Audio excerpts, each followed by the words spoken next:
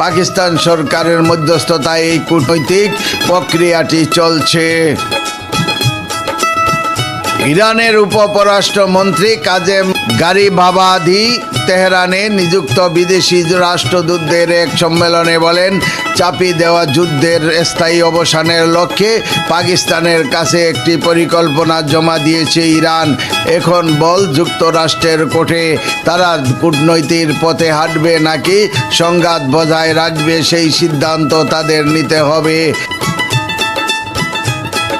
তাসনিম বলছে, যুক্তরাষ্ট্র আলোচনার জন্য 2 মাসের সময় চেয়ে যুদ্ধবিরতির প্রস্তাব দিয়েছিল, তবে ইরান তা নাকচ করে বলেছে যাবতীয় সমস্যার সমাধান 30 দিনের মধ্যেই হতে হবে।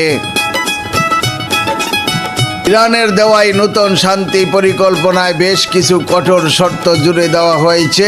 এরই মধ্যে উল্লেখযোগ্য, ভবিষ্যতে কোনো প্রকার সামরিক আগ্রাসন না চালানোর নিশ্চয়তা দিতে হবে।